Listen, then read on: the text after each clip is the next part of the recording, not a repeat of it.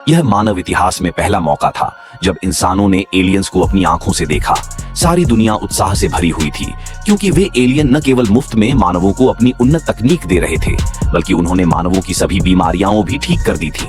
उन्होंने पृथ्वी को बदलकर स्वर्ग जैसा बना दिया था। मानवों के दिलों में अब वे एलियन देवताओं जैसे पूजनीय बन चुके थे।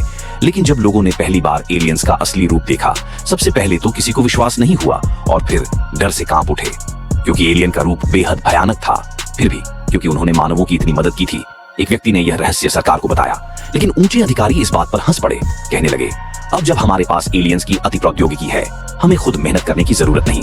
वह व्यक्ति, जिसका नाम लॉक लुओके था, शक में पड़ गया और जांच करने लगा। किताबें खंगालते हुए उसने पाया चाओ झू जैसे जीव प्रागैतिहासिक युग में भी पृथ्वी पर आ चुके थे और शायद इसी कारण उन्हें राक्षस ईमो कहा गया था। उसकी प्रेमिका ने बताया कि कल चाओ झू पृथ्वी पर एक भोज बैंक्वेट आयोजित करने वाला है, जहां दुनिया भर के नेता शामिल होंगे। लॉक ने निश्चय किया कि वह भी अंदर जाएगा।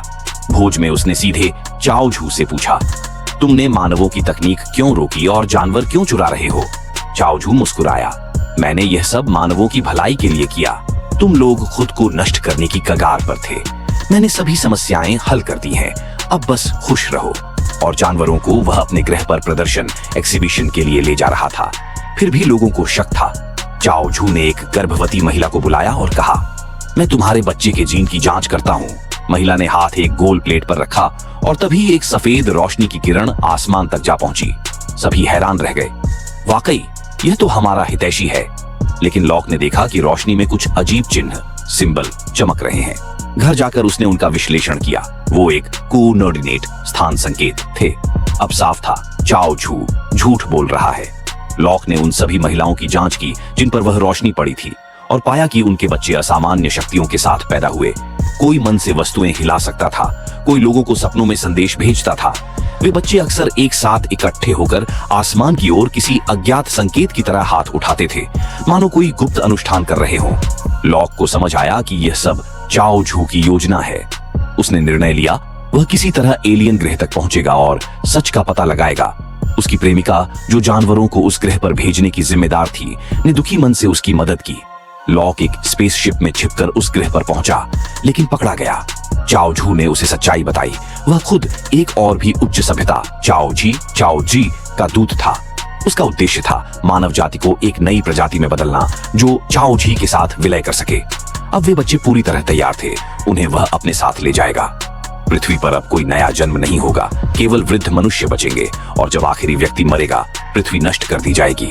सभी बच्चे उड़कर आसमान में चले गए और मानवता अंततः खत्म हो गई। इसके बाद कहानी एक नई पंक्ति स्पिन ऑफ में बदलती है, जहां एक लड़की शामिला को पता चलता है कि वह मानव नहीं बल्कि एक रोबोट है। जब वह गिरकर घायल होती है तो उसके हाथ से खून की जगह रोशनी और तार निकलते हैं। धीरे धीरे उसे समझ आता है वह और उसका पालतू पक्षी दोनों ही कृत्रिम प्राणी हैं। उसकी माँ, जो असल में एक वैज्ञानिक है, हर बार उसकी याददाश्त मिटाकर उसे फिर से रीसेट कर देती है ताकि वह सच न जान सके। लेकिन उसकी सहेली जेन्नी, जो पहले कहानी में दिखी थी, अब उसे सच्चाई बताती है कि एलियंस ने सभी इंसानों को धीरे धीरे मशीन रूपों में बदल दिया और अब पृथ्वी पर कोई असली मानव नहीं बचा। कहानी का सारांश, यह पूरी कहानी मानवता और एलियन सभ्यता के बीच के संबंध की दार्शनिक कल्पना है, जहां मदद के नाम पर मानव जाति की स्वतंत्रता और अस्तित्व छीन लिया जाता।